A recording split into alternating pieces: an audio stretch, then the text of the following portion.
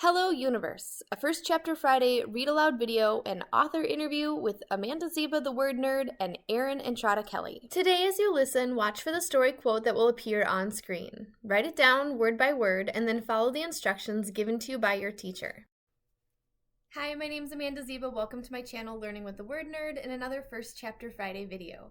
This week I'm going to be sharing with you Hello Universe, the Newbery Award winning book by Erin Entrada Kelly, and afterward we're going to get a chance to talk to her. We're going to ask her about her writing process, her story spark or seedling for this, and about her call from the Newbery Committee, and all sorts of other things. But first, let's hear what this book is going to be about. Virgil Salinas is shy and misunderstood. Valencia Somerset is clever and stubborn. Kaori Tanaka tells fortunes and can read the stars. Chet Bullens is the biggest bully in the neighborhood. They aren't friends. They're practically strangers. But when Chet pulls an unthinkable prank on Virgil and his pet guinea pig Gulliver, these four middle schoolers are thrown together in surprising ways. Just a coincidence? Or are some things meant to be? Let's dive right in. Chapter 1. Grand Failure. 11-year-old Virgil Salinas already regretted the rest of middle school, and he'd only just finished 6th grade. He imagined all those years stretching ahead of him like a long line of hurdles, each of them getting taller, thicker, and heavier, and him standing in front of them on his weak and skinny legs. He was no good at hurdles. He'd found this out the hard way, in gym class, where he was the smallest, most forgettable, and always picked last. All things considered, he should have been happy on the last day of school. The year was over. He should have been skipping home, ready to tackle the bright summer ahead. Instead, he walked through the front door like a defeated athlete, head low, shoulders hunched, a sack of disappointment sitting on his chest like an anvil. Because today, it was official. He was a grand failure. Oi, Virgilio, his grandmother, his Lola, when he came in. She didn't look up. She was in the kitchen slicing a mango. Come, take one of these. Your mother brought too many again. They were on sale, so she buys 10, and what do we need 10 mangoes for? They're not even from the Philippines. They're from Venezuela. Your mother bought 10 Venezuelan mangoes, and for what? That woman would buy kisses from Judas if they were on sale. She shook her head. Virgil straightened his posture so Lola wouldn't suspect anything was wrong. He took a mango from the fruit bowl. Lola's eyebrows immediately scrunched together, only they weren't really eyebrows because she'd plucked them clean. What's wrong? Why you have that look? She said. What look? Virgil said. You know. Lola didn't like to explain herself. Is that pug-faced boy at school being mean to you again? No, Lola. For once, that was the least of his worries. Everything's fine. Said Lola. She knew everything wasn't fine. She noticed everything about him. They had a secret kinship. It had been that way ever since the first day she'd come from the Philippines to live with them. On the morning she arrived, Virgil's parents and identical twin brothers immediately rushed her in a flood of hugs and hellos. With the exception of Virgil, that's how the Salinas family was. Big personalities that bubbled over like pots of soup. Virgil felt like unbuttered toast standing next to them. Ay, sus, my first moments in America will be filled with a pulsing headache, Lola said. She pressed her fingertips to her temples and waved toward Virgil's older brothers, who were tall and lean and muscled even then. Joselito, Julius, fetch my bags, huh? I want to say hello to my youngest grandson. After Joselito and Julius scurried off, ever the helpful brothers, Virgil's parents presented him like a rare exhibit they didn't quite understand. This is Turtle, his mother said. That was their name for him, Turtle, because he wouldn't come out of his shell. Every time they said it, a piece of him broke. Lola had squatted in front of him and whispered, You are my favorite, Virgilio. Then she put her fingers to her lips and said, Don't tell your brothers. That was 6 years ago, and he knew he was still her favorite even though she never said so again. He could trust Lola, and maybe one day he would confess his secret to her, the one that made him a grand failure. But not now. Not today. Lola took the mango from him. Let me slice that for you, she said. Virgil stood next to her and watched. Lola was old and her fingers felt like paper, but she sliced mangoes like an artist. She started slowly, biding her time. You know, she began. I had a dream about the stone boy again last night. She'd been dreaming about the stone boy for days now. The dream was always the same. A shy boy, not unlike Virgil, gets terribly lonely, takes a walk in the forest, and begs a rock to eat him. The biggest stone opens its gravelly mouth, and the boy jumps inside, never to be seen again. When his parents find the stone, there is nothing they can do. Virgil wasn't sure how hard his parents would try to get him out anyway, but he knew Lola would hand chisel that rock to pieces if she had to. I promise not to jump into any rocks, Virgil said. I know there's something going on with you, Anak. You have the face of Frederico the Sorrowful. Who's Frederico the Sorrowful? He was a boy king who was sad all the time, but he didn't want anyone to know he was sad because he wanted people to think he was a strong king. But one day he couldn't hold in his sorrows anymore, and it all came out just like a fountain. She lifted her hair into the air as to mimic splashing water, still holding the paring knife in one of them. He wept and wept until the whole land flooded and all the islands drifted away from each other. He wound up trapped on an island all alone until a crocodile came and ate him. He handed a beautiful slice of mango to Virgil. Here. Virgil took it. Lola, can I ask you a question? If you ever have a question, ask it. How come so many of your stories have boys getting eaten by stuff, like rocks and crocodiles? Not all of my stories are about boys getting eaten. Sometimes it's girls. Lola tossed the knife into the sink and raised her non-eyebrows. If you decide to talk, you come find your Lola. Don't burst like a fountain and float away. Okay, Virgil said. I'm going to my room to check on Gulliver, make sure he's okay. Gulliver, his pet guinea pig, was always happy to see him. He would chirp as soon as Virgil opened the door. He knew it. Maybe he wouldn't feel like such a failure then. Why wouldn't he be okay? Lola called out as Virgil walked toward his room. Guinea pigs can't get in that much trouble, Anak. Virgil could hear her laughing as he placed the mango between his teeth. If you want to find out why Virgil thinks he's a grand failure and what happens next with the other characters that he meets that we mentioned on the back, you're going to want to pick up a copy of Hello Universe and start reading it. But right now, let's go talk to Newbery Award-winning author Erin Entrada Kelly. Hi, readers. We are here with author Erin Entrada Kelly. Erin, thank you so much for joining us today. Thanks for having me. I'm excited.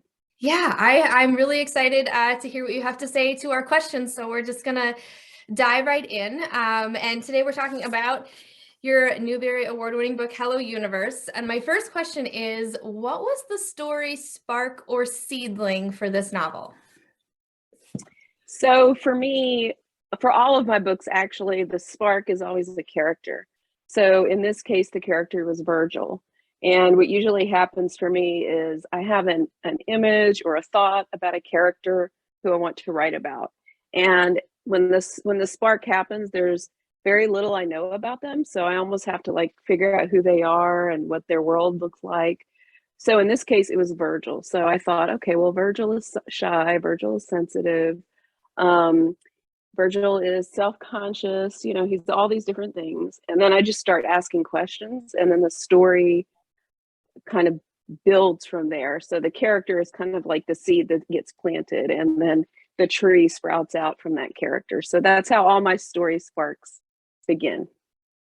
Awesome. Okay, so that leads me into my next question, which is about your writing process and what that, what does writing a book look like for you? Are you a hand writer? Are you a typer, a plotter, a pantser? Do you have to have the special music or coffee or, tell us about what that looks like for you. Sure. So whenever I get that first spark and the character's living in my head, I will walk around with that character usually for several months before I write anything down. I just kind of want to think about them, what their world looks like. And the more I sit with them, the bigger the world gets and the story kind of builds, right? And then I have an idea of what their story is. And when that happens, I get a notebook, I get a pen, and I start writing it down. But it's many, many months before I ever write anything down. So I write by hand. This is actually one of my notebooks for Hello Universe. This is kind of what it looks like. Awesome. The first thing I do with every book is I write down all the cast, who the characters are, very often their names will change. So some of the names are a little different here. Or characters will, I'll get rid of some characters or add characters, whatever it may look like. But this is kind of where it begins. And then I write a little paragraph summary. And sometimes this is longer, but in this case, I just wrote a paragraph of what the story is. So I have it. I'm not a pantser at all, but I'm also not a meticulous plotter. So usually I have an idea of the beginning, the middle, and the end, which are kind of my tent poles. And then I will usually outline 3 chapters at a time. So I'll do, chapter 1, this happens, chapter 2, chapter 3, and then I'll write those chapters, and then I'll see where those chapters are leading me, and then I'll do the next 3 chapters. So that's kind of how the story goes, because I don't want to plan it too much, because I want the freedom for the characters to take me where they want me to go. And I don't want to feel too shackled to an outline. So that's kind of my process. I can't write in coffee shops because I get too distracted and I'm people watching and there's a lot of noise. So I write at home or at the library. Those are kind of the 2 places I do most of my writing. And, I'm a big coffee drinker, of course. So I start every morning with lots of coffee. I drink probably way too much coffee, like almost a pot of coffee. So I do need my coffee to get my day started, but that's true even on days when I don't write anything. That's just me and coffee. So that's my process. And once I have, often what I'll do is once I have a few chapters longhand, I'll sit down and I'll type them in. And sometimes I even make changes again. Not substantial changes, but I'll make some changes again. And eventually that process leads me to a draft that I can then bind. I get it bound, and then I edit it myself again by hand. And then I make those changes and send it to my editor. So that's what it looks like. And of course, then my editor sends it back to me and I have to do the whole process again. But so would it be fair to say that you don't know what's going to happen at the end when you start? I always know how it's going to end. Okay. I don't always know how I'm going to get there, but I always know how it will end. And sometimes knowing how it will end is more of a feeling. In other words, I want the reader to feel this way at the end about the story and the characters. But in the case of Hello Universe, I didn't know exactly what the last line would be or anything like that, but I did know how it would end. Yeah. Awesome. Well, I'm very similar to you in a variety of ways that you just talked about, but I like caffeine, and I feel like I do a lot of sitting, and they say sitting and caffeine are the new smoking. And so I'm like, okay, well, I got to figure out something else to do because I do a lot of those 2 things. Yes. I recently saw on your Instagram that you are taking a video game writing class, and I'm curious how you decided to do that and what you're hoping to learn from it. That's a great question. So I'm kind of a person who loves to learn new things and kind of like to fill my time with learning new things. And I took a poetry class in the fall, started taking piano last year, and now I'm doing this video game class. And the reason is because I feel like the more we challenge ourselves as writers to write outside of our comfort zone, the more we challenge ourselves to read outside of our comfort zone, as far as writing is concerned, the better writer we're going to be. The more muscles you use, the more writing muscles you use, the better writer you're going to be. You're going to evolve. So with video game writing, and specifically, I love video games. And I was thinking a lot about world building and scene setting, because I feel like that's not my strongest asset as a writer. And that's how I feel in my head. And when I wrote Lalani of the Distant Sea, which is my only fantasy, that was one of the things I really struggled with, was world building. And it's something that I want to be better at. I feel like I'm good at characters, but world building is another beast. So, video games are all about world building. And it's immersive because you're playing it, So I decided to take this class just to see what I could learn about how video game writers think, because there's a lot of similarities between all writing. There's a lot of similarities between video game writing and prose writing. And there's also a lot of differences. So the class kind of pushes you to write as a video game writer, which obviously I'm not. But even the act of doing it, even if I'm the most terrible video game writer who ever lived, it doesn't matter because I'm working another side of my writer brain. And only good things can come from that, right? It'll only make me a better writer and help me evolve. And I feel that way about piano too, even though piano doesn't speak to writing.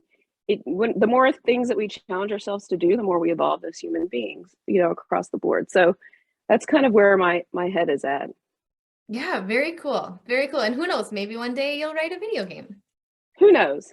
One of the interesting things about Hello Universe is that it's told in 4 voices. And I'm curious if you always knew it was going to take that format, or kind of how that process evolved. And also, what are some of the benefits and challenges of telling a story in multiple voices? Great question. So I did not plan for that many points of view. It was going to be just Virgil and Valencia. And in fact, one of the early titles of the book was Virgil and Valencia. But then as I started writing it, I realized that because Kaori is the common denominator between Virgil and Valencia, or, a very important common denominator, obviously.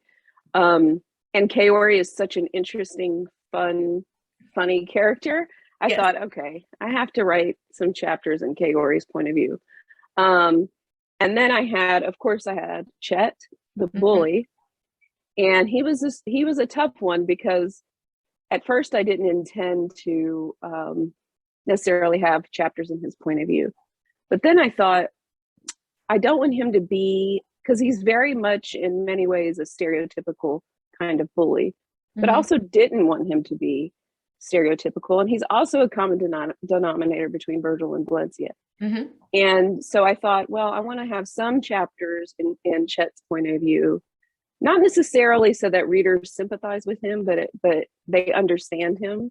You don't have to like him, and that's not my intent, but just so that they understand him. So that I thought, well, now I need some chapters in Chet's point of view. The benefits are that I think it's fun for readers to kind of get a world view, and it's fun for me as a reader anyway, when you know more than the characters. When the reader knows more than the characters know, it makes for a much more textured and layered reading experience, because the reader is waiting for the characters to find out things they already know. Yes. Also, it allows the reader to understand the dynamics as a whole of everyone in a way that the characters don't know. So in other words, the reader knows where Chet's coming from, the reader knows where Valencia is coming from, and Virgil, and all these things. And you get to see other characters from those characters' points of view, which is really interesting for me as a writer. I feel like, one of the exercises I give my students is to have a secondary character describe the main character. So in this case, we have secondary characters telling us all the time about the other characters, which is really fun for me. I would say the challenges are that there's always a concern that the reader might get a little bit lost or confused, or so there's practical concerns. I have a book coming out in March, Those Kids from Fond Creek, and there's actually 3 main point of view characters, but the reader actually dips into the heads of all 12 of the characters. So there's 12 total points of view. So there is a concern, obviously, that readers might lose their way. But if it's the best way to tell the story, I'll just take that as a possible collateral and hope it doesn't happen, and hope that I've done my job as a writer to not, lose the thread for the reader. But for me, I feel like that's honestly the biggest challenge is for the readers. Yeah. Well, you pulled it off. You did great. Thank you. My last question is that in my copy of Hello Universe, there's a copy of your Newbery speech, and I loved reading that and having that insight from it. And one of the things you mentioned in there is the call that you got from the Newbery Committee, and I wondered if you would just share that story with us. Yes. So, as we all know, traditionally, the Newbery call comes very early in the morning. And of course, I didn't think I was getting a phone call. I don't know if anyone ever thinks they're getting a phone call. So I got up, I was going about my normal day. At the time I worked full time. So I'm on my way to work and I figure, I'm thinking who won? I'm driving, it's like 8 a.m. I-95, driving to Philly to my job. I'm thinking, I wonder who won. And I'm thinking about all the books that I loved the past year and who I hoped won. And then thinking it'll be interesting to find out. And then all of a sudden I get, a ding on my phone. And it's my editor. And there's a message from her that says, someone's going to be calling you. Pick up the phone. And it's all in caps. And I thought, who would be calling me? And I thought, could it be? No, it couldn't be. Because they call early in the morning, right? Yeah. Already like 8 something. So the phone call comes through. And I pick it up. And it turns out they had an old number because I had gotten a new phone. So that's why they did start calling me early in the morning, but they had to track down my new number. It was the whole thing. But finally I get on the phone and they tell me I have won the John Newbery Medal. And at first, and they actually, of course, they have it on YouTube, all the phone calls. And every time I watch it, I almost like start crying because there's a big pause on my side of the call. Thinking, I heard that correctly, and I was in my car in traffic. Yeah. And I just said, wait, what happened? And she repeated, she said, your book, Hello Universe, has been chosen. And, I just started, I think I just started saying, I got to turn around because I needed to go back home. I couldn't go to work. Yeah. You know what I mean? In that condition. So we got off the phone and they said, you can't tell anyone, but you can tell your agent and no one else, I think they said. But all I heard was you can't tell anyone. So I just called into work. I said, I can't come in today. I'll explain later. Drove back home. And I didn't call my agent. And usually you do. Usually you call your agent to give them a heads up because you're allowed to. But I was just so out of it. And then I went home and watched the ceremony. And as soon as they announced it, my agent texted me, why didn't you call me? Or she's crying and everything. So it's such a great memory. And I'm so glad that they record those and put them on YouTube because I can relive it anytime I want. Yeah, I had no idea that they did that. I'm gonna go binge watch all of them. Oh my God, you have to. They do. They put the Caldecott, the Newbery, and all the honorees. They put their phone calls on there too. You've got to go watch it. It's so much fun. Yeah, I know what I'm watching tonight. Yes, you need to Google it. It's so much fun to watch everyone's because it really is life changing, and you get to see that moment and hear that moment of that someone's life was changed, which is incredible. And just so much joy. That's when you write, you don't write for the awards, but you always maybe kind of hope, right? And so that's amazing. That's amazing. True.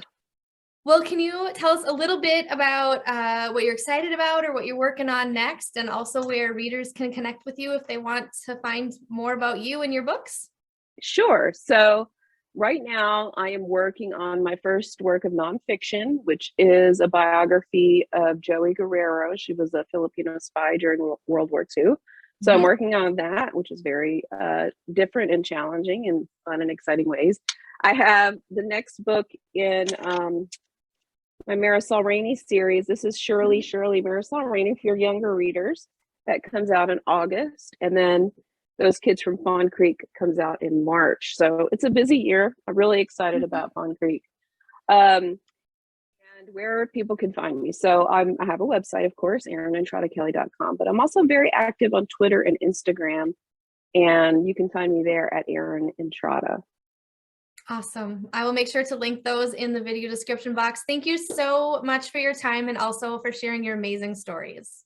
Thank you. And thanks everyone for watching. Happy reading. To continue reading Hello Universe, pick up a copy from your school library, favorite local indie bookstore, or from the link in the description box. Then make sure you check out the rest of the First Chapter Friday playlist. I have tons of great middle grade and YA stories waiting for you. This week's mystery quote says, "Sometimes life calls on you even when you don't raise your hand." Please like this video and subscribe so you can stay connected for more great First Chapter Friday videos and other videos you can use in your classroom. Happy reading!